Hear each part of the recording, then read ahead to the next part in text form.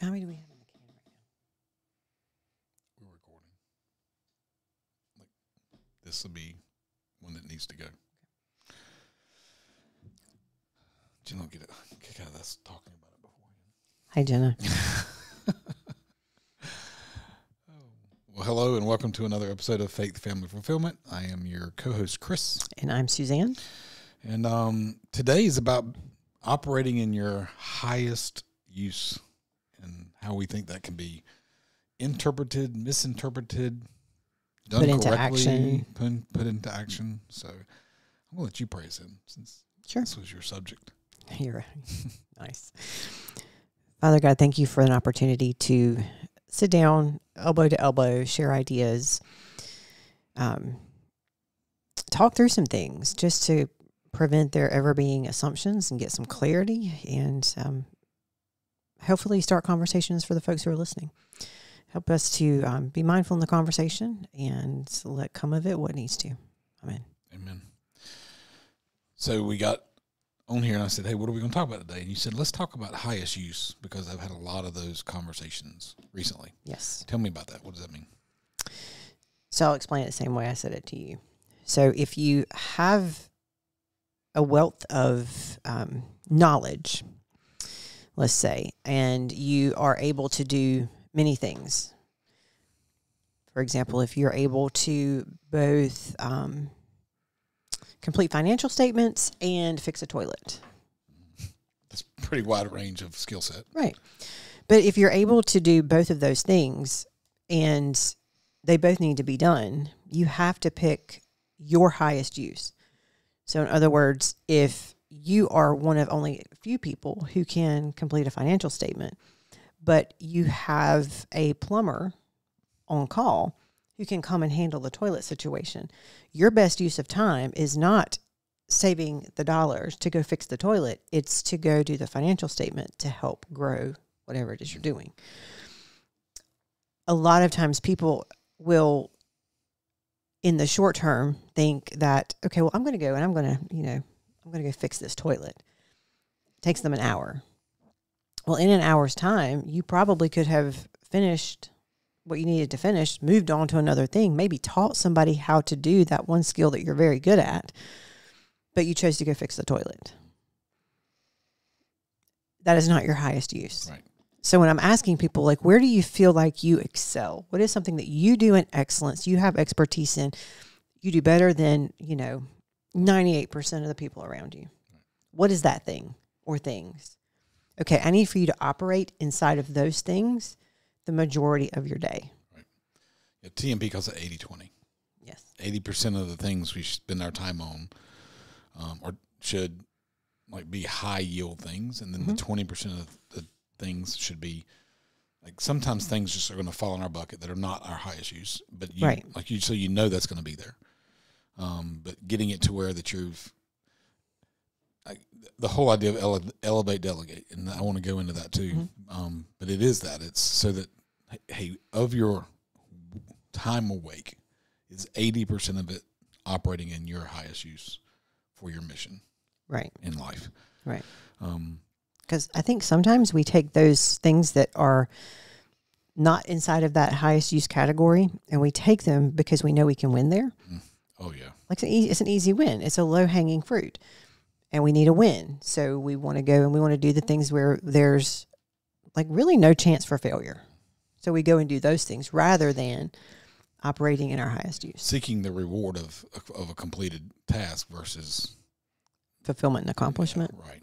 Yeah, that's good. So I've had this conversation with another party, and we talked about sometimes the idea of elevate, delegate, and elevate. In other words, delegate the thing that you're not great at and elevate yourself, which that's not what you're talking about. I just want to be clear. It's not about this elevate into nothingness, because I think that's what a lot of people see. Is if I keep delegating, then I end up with nothing to do. No, you keep finding a thing that's in your purpose and keep moving things forward and growing things. So it's not this, I'm going to just keep delegating things out until I am free of things to do. That's not the case. No, because a lot of times when they're doing what you're saying, they're delegating the things they don't like to do. Right. because they don't like to do them, even though they may be very good at them. But I don't want to do them, so I'm going to delegate those things away. And they do. They make themselves irrelevant, which is that is not what I'm talking about. And we've both had this conversation with our parents a little bit about their view of like time as a whole and how to value time. And it is, I mean, it's generationally different. But what I think about is two things. If there's something that I do have the skill set to do, but there's someone else that's their purpose in life, that's their mission, that's their business, that's their it's what they choose to do as a profession, then if I'm not feeding their economy as an entrepreneur, like this is the entrepreneur side, like as a business person, how am I supposed to expect people to feed this economy? Right. Because it's a frustrating thing that I'm in the automotive space, and everybody goes, well, it feels weird. It feels nasty. I feel like everybody's trying to take advantage of me. Mm-hmm. So we have this all day long, this idea that we've got to overcome that feeling in people that they're not being taken advantage of. We are here to help build a relationship and help them make the right decision. But if we're out there going, I could get that done cheaper, we're doing the exact same thing to someone else's business by making that statement. Mm-hmm. And then doing it ourselves. When that time where we could be elevating and growing this industry or this particular business and how we're treating our customers. I mean, what happens if we're here and we're more involved with customers and we're sitting in front of people and giving them a better experience? Like, that's a much higher use of time than fixing the toilet. Yeah. Yeah. For example, like when I moved into my new office space at the first of the year, the carpet needed to be cleaned. It needed to be painted. It needed things. Could I have done them? Yes. Could I have done them inside of 4 days? Not a chance. Not a chance. And had I done that, I would not have had the chance to have conversations with the people who came and provided those services to me. I would not have had the opportunity to then refer other people to them. So, I mean, there's something to be said for letting somebody else do the things that they do well, because one, they do them far better than I could have and a lot faster. But now I get the opportunity to, help them build their businesses. So, right. And they will in turn do the same. That's the hope. That's kind of what is the hope. Kind of what you hope for. Yeah. But I don't think it's just specifically that, like delegating it to someone that's their business. Like, that's one thing I did want to talk about. But the other thing is inside of a family dynamic. Mm-hmm. I think you can stunt a child's growth by not letting them learn to develop a skill set. Right. The idea of delegating down work and chores and that kind of thing. I think as a kid, that's not how I saw it. What kid would? I mean, that's not fun stuff. Right. But looking back, it made me self-sustainable going to college. Mm-hmm. I mean, I still didn't like to do it, but it had to get done, and I knew how to do it. I just chose not to do it for big gaps of time. Until I had nothing else to wear, things got washed. You were there. You saw that. Yes. And we've heard from both of our children at this point. They both have gone to college and now have gotten to where they're out of a dorm situation. Yes. I mean, Avery's back at home, but getting ready to move out on her own. Mm-hmm. And they feel secure and self-sustaining. They have confidence. They have a lot of confidence. And that's, I think that goes back to the idea of what if we had just continued to hover and do, where would they have been at their 18th year, their first year of college? So you could almost say even in that space, because it does free you up to live your highest purpose as a parent. Yes. Absolutely. If it's like living in purpose and living, like you say, it's what's your highest use? Well, my highest use is to become obsolete to my child.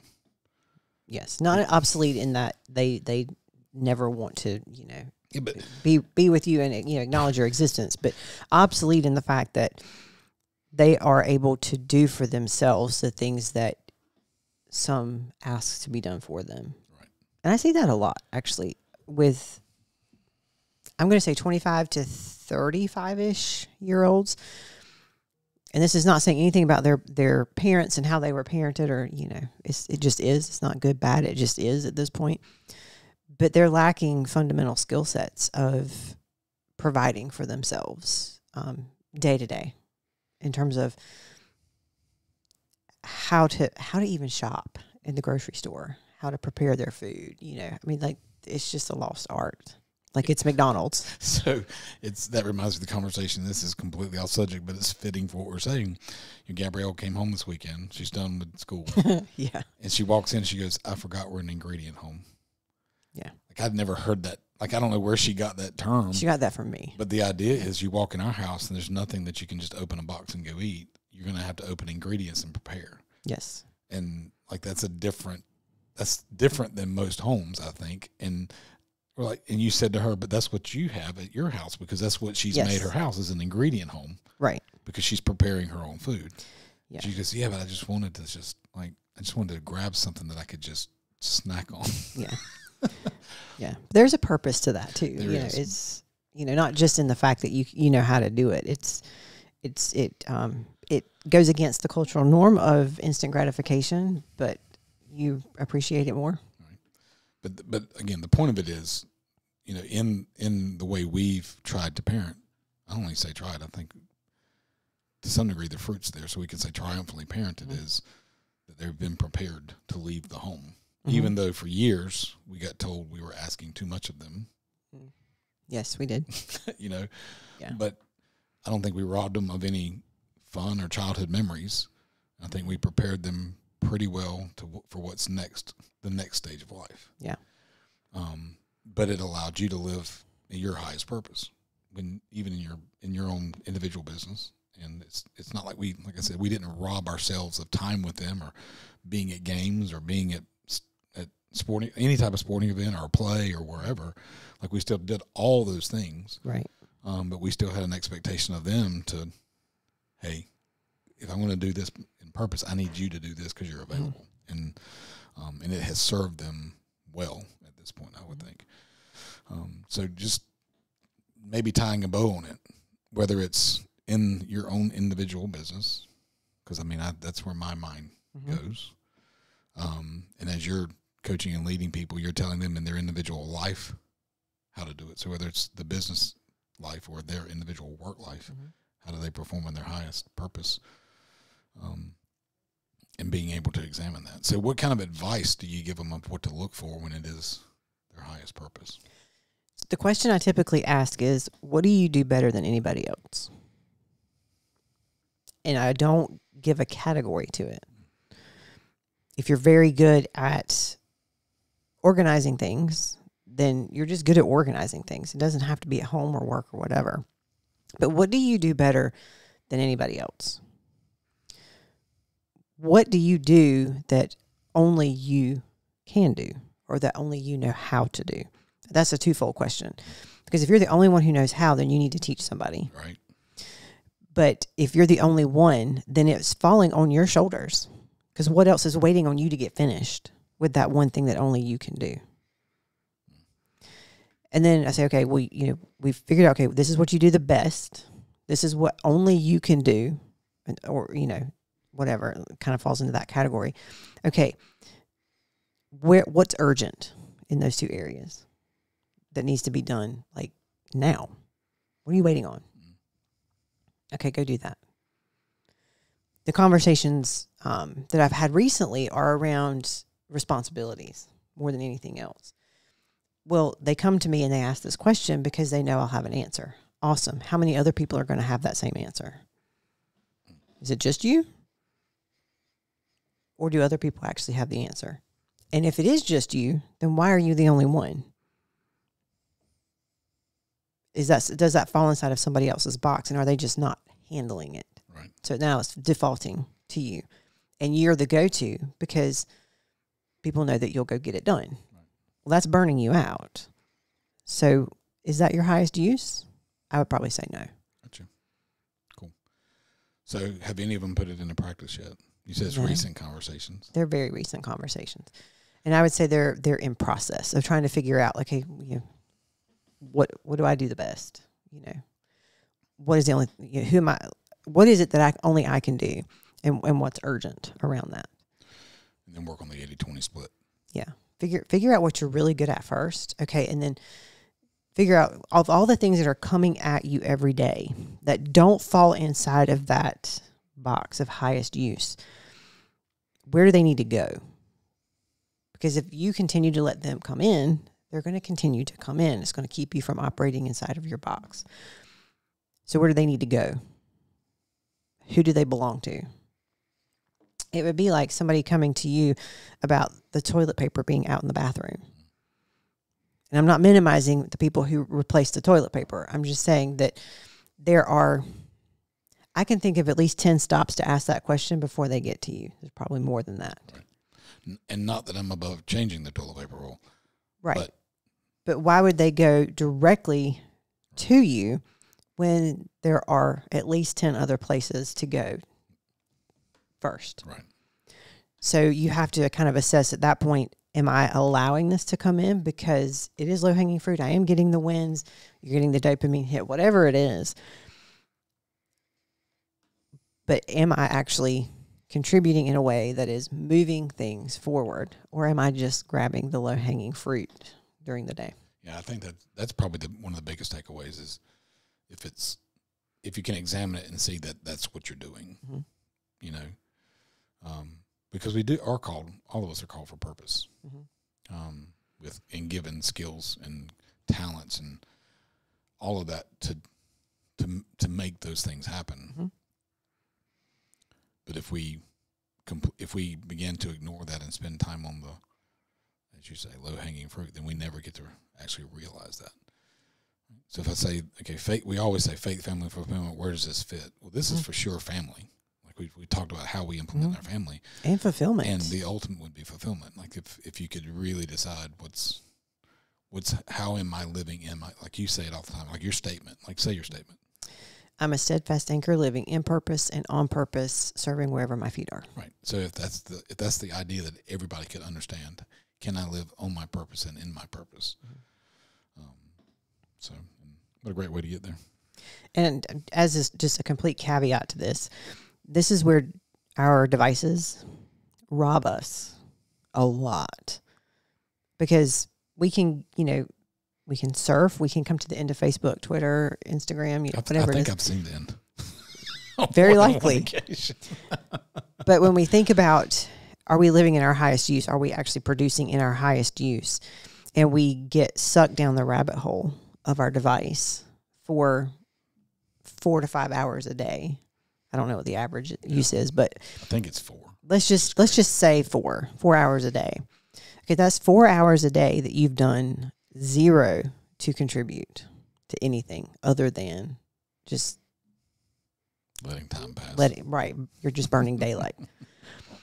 So I would say, when you're evaluating where you're living in your highest use and your highest purpose, you figure out where you're letting that get in the way too.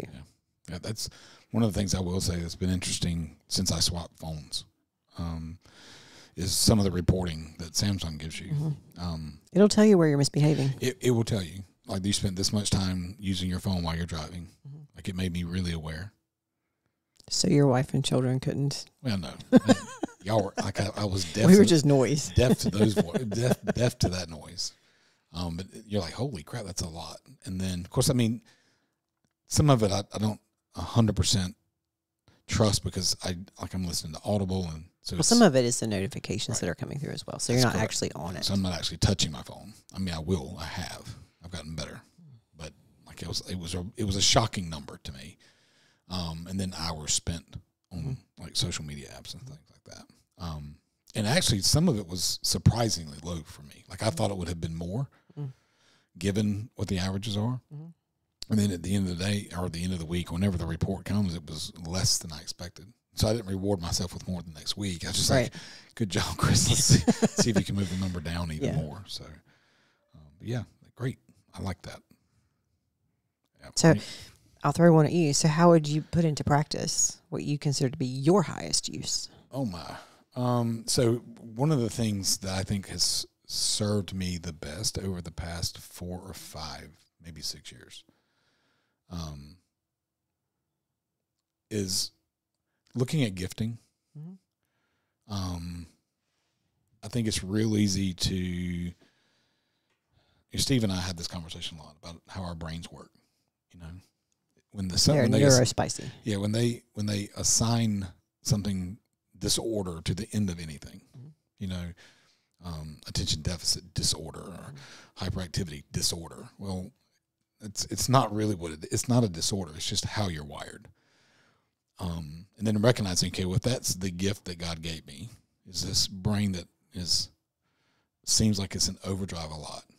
How can I learn to drive that brain better? And then taking that information and using it in application on the daily by even if you look at my calendar now, you'll see that it's small bits of time, which keeps me usually moving from one room to another. And that's actually kind of helped a little bit over the last couple of years. Because I talked about gifting, but my number one spiritual gift was shepherding. Well, if I want to shepherd people, then I need to be in their space. So saying, okay, well, Chris, you operate better if you're up and about and you are gifted in the shepherding side of it. So you need to be in their space, in their homes. Like their home here. So like use those two things. Like break it up into small bits. Get up out of your chair, go sit, have conversations, talk about production, talk about wins, talk about struggles, coach through those. But that requires me to let a lot of people in the organization have a lot of autonomy as to what they're being, like what they're here for, what their gifting is. And like even the shift that we've made this week, there's been some massive frustrations on my part on some of it. And then as I've kind of sat and looked about why I'm frustrated, it's because they're so willing and wanting and driven to succeed in their area. So it's this constant, hey, what about this? What about this? Which is awesome because I know inside of 90 days, there'll be less of that. So even in the moment, it's because it's more than it was a week ago. But the questions are so good. But it's at the same time, when I'm sitting with them, it's about helping them recognize what they need to be operating in and who they need to be helping operate in theirs. So it's a trickle-down effect, if I could say that. So if the question was, how is it helping me operate in mine? Number one, discovering what the gifts are. I didn't take my first spiritual gift testing until 2020, I think. And so once I kind of got clear on how that made sense to me, and then recognizing since I was probably 4 or 5 years old that my brain's wired different. Different, yeah. So, okay, well, if I know my brain's wired different, that's part of the octopus thing, feel like I have 9 brains sometimes. Well, if I know that's how I'm wired, then how do I use that gift as well as the gifting of what I'm feeling called to do, which is shepherding and growing people, and then making some kind of soup out of that tastes really good. So that reminds me when we went to when Gabrielle was in the 4th grade, and her teacher was like, "I need some help." Yes. Like, I just need to know how to best teach her, which, by the way, her teacher that year was phenomenal. God bless Miss Melcher. Yes, she was phenomenal. May she rest in peace because she did pass away, but yes. She is probably one of my favorite that they ever had. Yeah. I mean, there's like 4 that stand out. But she was very old school in her approach to teaching and understood, like, I need to address my students' needs as they are. As the individual. Not as, well, this is how I'm going to operate and run my classroom. Like, I'm going to need to engage some of my students in different ways. Yep. And so her cry for help was kind of like, I just need to know how to move Gabrielle forward. She knows what she's doing, but I just need to, we need to corral all of this, Because she did see it as a gift. I mean, she said she's a year younger than everyone in class, yes. but she started a year ahead. And she goes, and she's the smartest kid in my class. She goes, it's obvious that she's gifted, but I need to know how to manage that. Yeah. And, the assistant chirping in the background She just needs an assistant. Yeah. Well, she needs medication and all these other things. She needs meds and there's all these things. And it's not that we were going to say, no, I would have kind of gone to some degree with whatever the doctors said, but they said, no, she doesn't need that. What she needs is we need to learn how to train her brain. Right. And one of the things that they put in her IEP was, don't give her more than one page of work at a time, and don't make it front and back. Right. She needs to finish what's on the page in front of her. Then she needs to get up and move. Walk to the front of the classroom, give you the one page, and get the next page. And even though that sounds really tedious, the getting up and moving is a brain reset. Right. So that doesn't surprise me that you need to get up and move. Yeah. But it worked for her tremendously. But it was one of those things of, okay, I just need to do it differently. Right. Yeah. But that helped her identify a gifting. Because, if you look at the shift in her life, once we kind of identified that, inside of 2 years, she was pretty much a straight A student. And doing it on her own. And do it we did not have to helicopter. Did not have to hold her hand or any of that. But I think it's because she had a teacher, like you said, that said, hey, I'm going to help you live in the gifting that you got. In your she was exactly what we're talking about here is how do I identify that and how do I operate in that? Well, first, let's identify what's the gifting, what's the purpose, what can you do that nobody else can do, and then how do we elevate you to that's where you're spending the majority of your time. Right. Cool. Well, thank you. Final thoughts? I think that's a great final thought. Pray us out. I pray us in. Your turn. All right. Lord, thank you for this opportunity to sit and just kind of go through life and hopefully share some experiences that have given us a really rich experience in our family and has led to a lot of fulfillment for us. And I hope in all this, as we discussed our gifting, we know that all those gifts come directly from you and they are gifted to us. And then it's our job to figure out how to use them. I hope that who needs to hear this has heard it. In Jesus' name I pray. Amen. Amen.